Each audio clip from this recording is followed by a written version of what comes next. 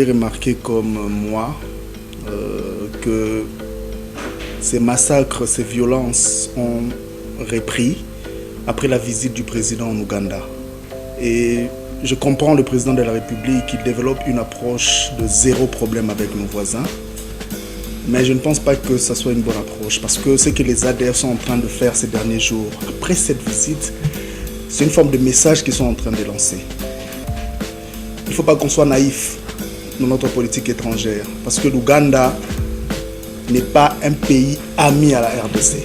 Et les ADF sont un mouvement armé de l'Ouganda, ougandais.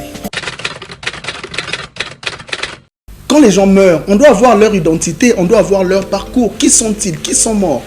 On devrait avoir tous ces détails. La même chose pour l'armée. Quand on parle de la motivation, ce n'est pas seulement payer les militaires. Un militaire, lorsqu'il va au front, il doit savoir qu'il va là-bas pour la nation. Quand il meurt, quand un militaire meurt, il faut faire de lui un martyr. Il sera beaucoup plus motivé. Il saura qu'il ne se bat pas en vain, que lorsqu'il mourra, son nom restera dans l'histoire du pays. Mais on n'a pas tout ça. Donc il faut une vraie mobilisation. Il faut que tous les cœurs, toutes les pensées aillent à Béni. Il faut qu'on ait une image claire dans l'imaginaire, dans la mémoire collective du Congolais. On doit créer ce tableau-là net et clair. On doit savoir qui meurt comme victime et quels sont ces soldats-là qui meurent pour nous. Je connais un peu le chef de l'État, j'ai eu à parler avec lui. Et il fait beaucoup plus confiance aux rapports de services secrets qu'il a entre les mains.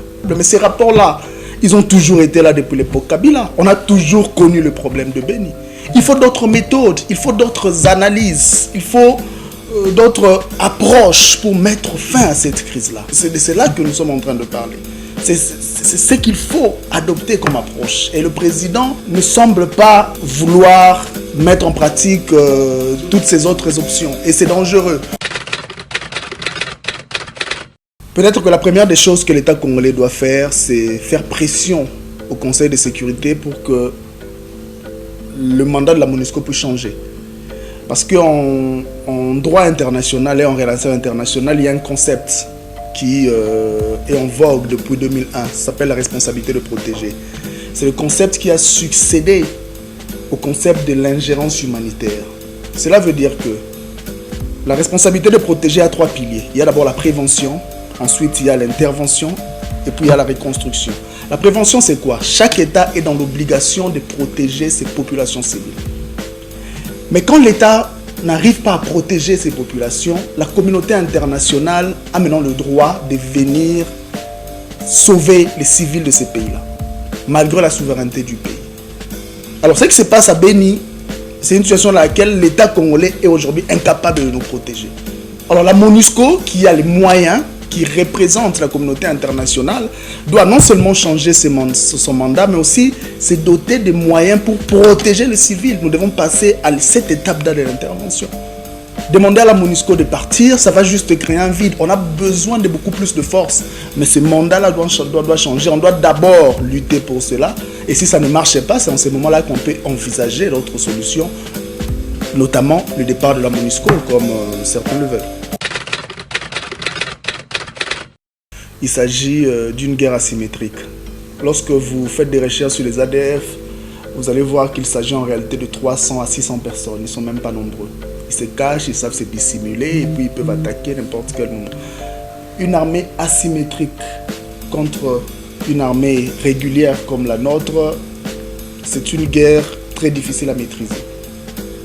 Raison pour laquelle la solution, pour l'instant, comme j'ai dit, ce n'est pas seulement déplacer l'armée, mais c'est mobiliser l'opinion, la communauté nationale. Parce que même les gens de Béni eux-mêmes peuvent contrer ces gens-là.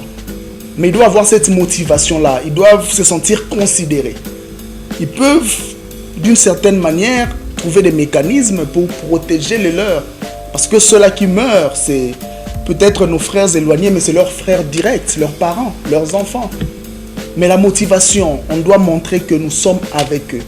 Et c'est à l'État, c'est au président de la République de lancer ce mouvement-là de reconnaissance, de considérer tous ces gens-là à Béni comme nos frères. Ils ne sont pas considérés comme nos frères, on ne les connaît pas. Quand ils meurent, on dit 12 personnes ont été tuées à Béni, c'est fini, ça s'arrête là. Ce n'est pas comme ça que ça doit fonctionner, on doit les connaître.